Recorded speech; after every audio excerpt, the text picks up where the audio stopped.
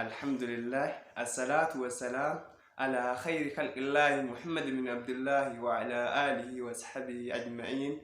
أما بعد، كن سجنتا إفجرينياتي سجنتا إفجرينيا كينيا حراتين كتا سدفاق أبني إسني يا نجر متى درين سجنتا كينيا نموما يسوع كريستوس مجافة قلقلو كيسات كان جدودا كان الرتي قرأت أمانتالي كنتئ منشد سودي جمال وجين ترتي تاسنا حنقت أمورا وعنقت أموراتي نهردفان أبير راكينيا قمان مان قرأ أرتستي كيناتي اسندا برسا. بسم الله الحمد لله رب العالمين، الصلاة والسلام على أشرف الأنبياء والمرسلين نبينا محمد وعلى آله وأصحابه أجمعين. أما بعد، السلام عليكم ورحمة الله وبركاته. kabajamtoota hordoftoota keenya kan biyya keessaa fi biyya alaatti argamtan baga jiraattan hunduma keessan irratti nageenya rahmanni fi barakaan rabbii bakkuma jirtanitti isin irratti haa jiraatu jechuun barbaada. jalqaba irratti أعوذ بالله من الشيطان الرجيم بسم الله الرحمن الرحيم قل يا أهل الكتاب تعالوا إلى كلمة سواء بيننا وبينكم ألا نعبد إلا الله ولا نشرك به شيئا ولا نتخذ بعضنا بعضا أربابا من دون الله فإن تولوا فقولوا اشهدوا بأننا مسلمون. حاسوكيا آيام ما قرأنا ننجل كبا إن شاء الله يا ربنا لافسه جديا ورا كتابا يوكان أهل كتابا يهودا في نصارى كوتا أجرجت جدو كينيا في جدو كيسانيتي كتاتاتي إسين اسمها لجنان ربي ملي قام برو جبرو دبودا akkasuma immoo gariin keenya garii awliyoota rabbii gaditti gabbaruu dhabuudha. yoo kana hundaa'uu kaddidan taatan muslimtoota ta'uu keenya ragaanuu bahaa jedhiinidha rabbiin nabi muhammadin alayhi salaatu wassalaam. rabbi ishrah li sadrii ويسر لي أمري واحلل عقدة من لساني يفقه قولي إن شاء الله. كن سجنتاي فجرينيات سجنتاي فجرينيا كينيا هراتين أكون بك مكتا سدفا متى دوري جبدو تربي دبر وادا إسنيسن إن شاء الله.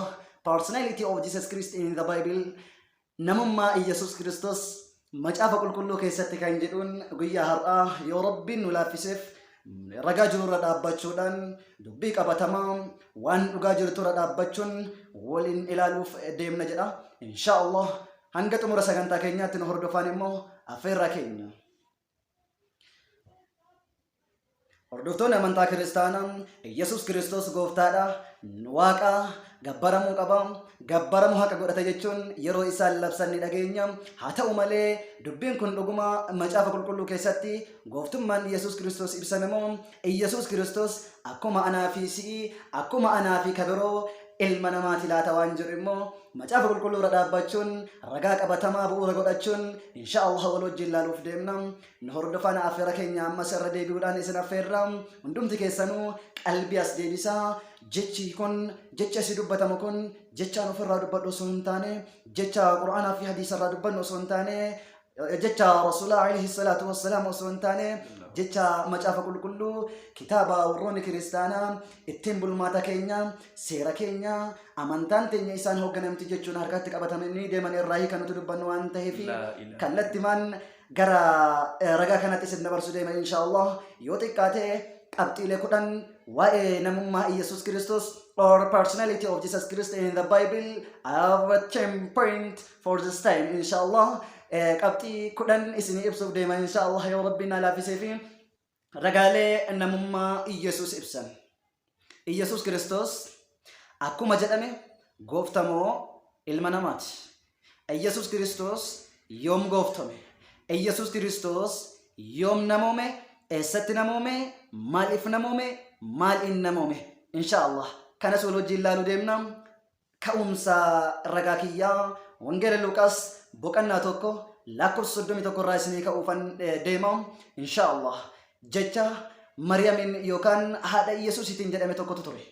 Yesuus Kiristoosin gaafa dhalachuuf deemutti haadha isaa Mariyaamitti dhufuudhaan malaayikaan yookaan ergamaan rabbi ergamaan waaqaa akka isaan jedhanitti istaanan akka baayibilli jedhutti Mariyaamin waan jedhe tokko ture. yaa Mariyaam kunoo hin ulfoofta ilmas ni deessa maqaa isaas immoo Yesuus jedhii moggaasii ittiin jedhe. eenyuun jedhame jennaan Yesus Kristos gaafa dhalachuuf deemu Yesus Kristos osoo hin dhalatin Allahu Akbar osoo Yesus Kristos hin dhalatin gaafa isa uumuuf deemu Rabbiin gara Maryamitti malaayikaa erguudhaan bifa kanaan jedheen jedha Baayibilli kunooti. Kanafu Yesus Kristos alayhi salam akkasi jedhamaa jirutti sadeetti immoo Maryami inni immoo mucaa dhiiraati ilma dhiiraati jechuudha. Akka carraa ta'anillee dhiira inni kun immoo Yesus akka carraa mata duree kana keessatti wal fakkeenya naa wajjin qabaddu waan qabuuf jecha natti illee rifatina ofirraan kaasne haa ta'u malee Baayibila yookaan macaafa qulqulluura dhaabbachuudhaan waan dubbadhuuf namoonni hedduun ijallee irratti hin dhimeeffatina. Dhugaa jirtu immoo qabatama jirtu dhugaan funyaan qaban afaan qaban funyaaniin xiixxi jedhanii kana waan ta'eef dhugaan akkanumatti baate waan ta'eef namoonni hedduun dhoksaadhaan isin jalaa dabbaquudhaan waan mistiraattu jira isin jechuudhaan yeroo hedduu isin dhoksuu danda'anii dhugaan jirtu immoo dirree jirtu waan ta'eef dabalataanis Wangeela Yohaannis boqonnaa 3:13 irratti waan jedhametu jira.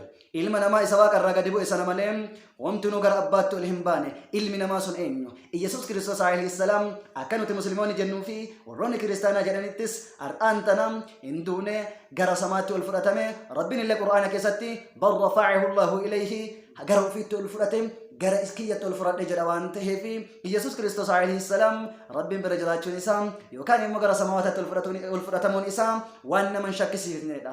Kanaafuu ilma namaa isa waaqarraa gadi bu'e sana malee homtuu gara abbaatti ol hin baane jechuun ilmi namaa asitti dubbatame kun Yesus Kristos alayhi salaam isaan alatti dhala namaa ta'ee kan gara rabbiitti ol bahe yookaan gara samaawaataatti ol bahe waan hin jirreef namichi asitti yookaan immoo namtichi asitti waa'een isaa dubbatamaa jiru Yesus Kristos ergama Rabbii alayhi salaam nageenya Rabbii sarratti haa jiraatu ergama Rabbii kabajamaa fi jaallatamaa kan guyyaa takkaan waaqessina gabbar hin jedhin kan Rabbii tokkochaaf masakan Rabbii kan kee gabbar Rabbii kan kee shakkar ani immoo ergamaa isaa ta'uu kiyyatti amani jechuun yeroo hedduu deddeebi'insaan inshaallah mata duree kanas yeroo itti aanu kan waliin ilaalu ta'a.